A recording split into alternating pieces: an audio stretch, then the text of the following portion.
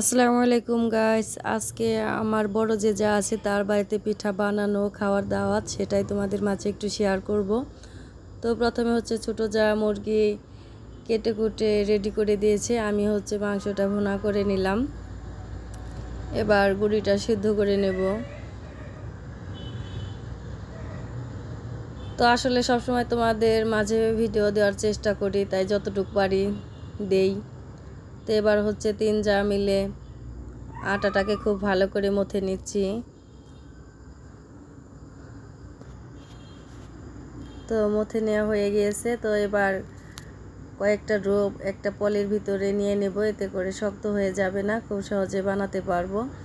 তো এবার হচ্ছে 3 যা মিলে রুটি করছি।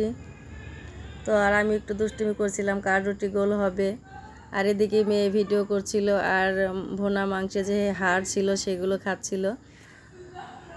তো খুব তাড়াহুড়ার ভিতরে রুটিগুলো করছি, তো দেখতে পারবে কার রুটি কীরকম হয়েছে। তো যাই হোক, যেমনই হোক না কেন পিঠা তৈরি হবে।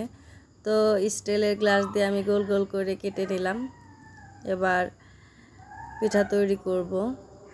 তো হাত দিয়ে অনেক ধরনের ডিজাইন করা যায়, আমি প্রায় 5 ধরনের পিঠা তৈরি করব। পুরো ভিডিওটা সঙ্গে থাকো, দেখতে পারবে। আসলে এই পিঠাটা সবার পছন্দের পিঠা, কম বেশি সবাই বানাতে পারো। তো মেয়েও একটু সাহায্য করছে, পিঠা বানাচ্ছে আর ডিজাইন করছে। আর আজকে প্রচুর মাছি ছিল এখানে, খুব যন্ত্রণায় পড়েছিলাম পিঠা বানানোর সময়। এদিকে ছেলে মোবাইল দেখছিল আর দুষ্টিমি করছিল, আমার মেয়ে তাকে একটু মারছিল।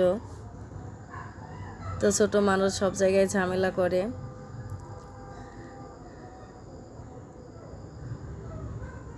তো এক এক করে কয়েক ধরনের পিঠা আমি তৈরি করে নেব, তারপর ভাজার জন্য রান্নাঘরে আমার বড় জাকে পাঠাবো।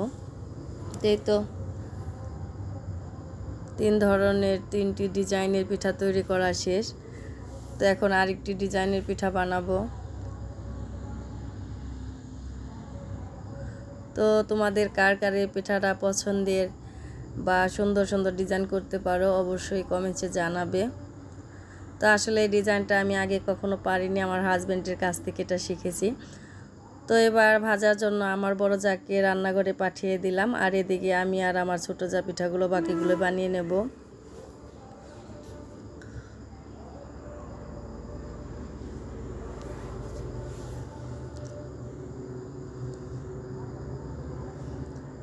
আর ভিডিওটা করছিল আমার বড় মেয়ে।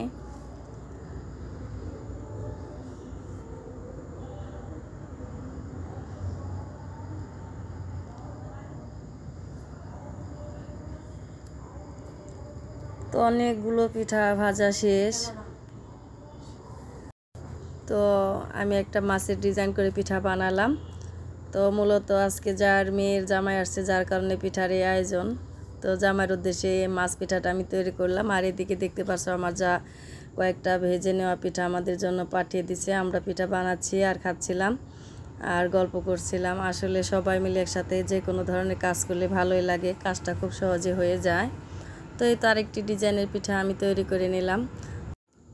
তো সবগুলো পিঠা ভাজা শেষ, আমরা ওখানে খেয়েছি। তারপরও হচ্ছে আমার যা দেখো কতগুলো পিঠা আমার ঘরে নিয়ে এসেছে। তো আজ এই পর্যন্ত, সবাই ভালো থেকো, আল্লাহ হাফেজ।